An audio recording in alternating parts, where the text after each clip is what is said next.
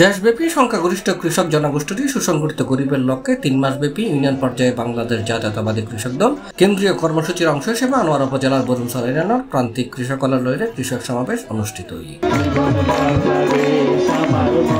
ফেব্রুয়ারির 9 তারিখ রবিবার সন্ধ্যায় উপজেলার বরুমছড়া রাস্তার মাতালাহাট বরুমছড়া ইউনিয়ন জাতীয়তাবাদী কৃষক দলের উদ্যোগে উৎসাহ উদ্দীপনার মধ্য দিয়ে কৃষক সমাবেশ অনুষ্ঠিত হয়। এটা প্রান্তিক কৃষকলে অংশ নেয়।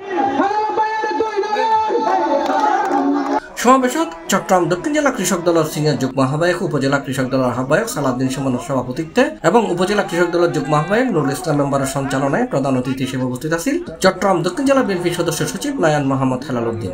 আগামীতে আপনারা যদি ধানের শীষে তারেক রহমানকে সমর্থন দিয়ে আপনাদের পাশে দাঁড়ানোর সুযোগ দেন, আপনাদের সেবা করার সুযোগ দেন, তাহলে তারেক রহমান আপনাদের জন্য কি করতে চায় এই বিষয়টাই হচ্ছে 30 দফা কর্মসূচি। এটা প্রধান বক্তা ছিল বাংলাদেশ জাতীয়তাবাদী কৃষক দল কেন্দ্রীয় সংসদের সাংগঠনিক সম্পাদক অ্যাডভোকেট রবিউল হাসান পলাশ। বিশেষ অতিথি ছিল সহ সাংগঠনিক সম্পাদক জসিমউদ্দিন চৌধুরী, দক্ষিণ জেলা কৃষক দলের সদস্য সচিব নাজিম উদ্দিন, যুগ্ম আহ্বায়ক জসিমউদ্দিন চৌধুরী, আবুল হাশেম, নুরুল ইসলাম সওদাগর, ইলিয়াস, উপজেলা বিএনপির সদস্য দিল মোহাম্মদ মঞ্জু, স্বেচ্ছাসেবক দলের ভারপ্রাপ্ত সদস্য সচিব আতিকুর রহমান আদি। সভাপতির ছেলে ঢাকায় কল্যাণপুর জঙ্গি হামলায় 9 জন জঙ্গির মধ্যে একজন ছিলেন। ঘটনাটা হচ্ছে আপনার 2016 সালে, কিন্তু এই দোসরেরা আমাকে গত 22 সালে ওই মামলায় আমি তাকে খুন করে বলে আমার নামে মামলা রুজু করা হয়।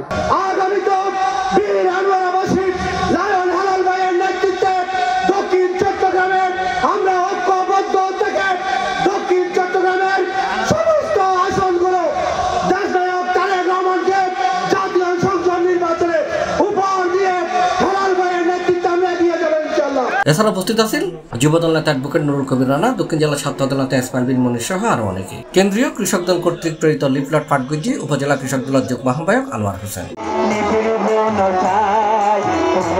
C+ TV Chittagong.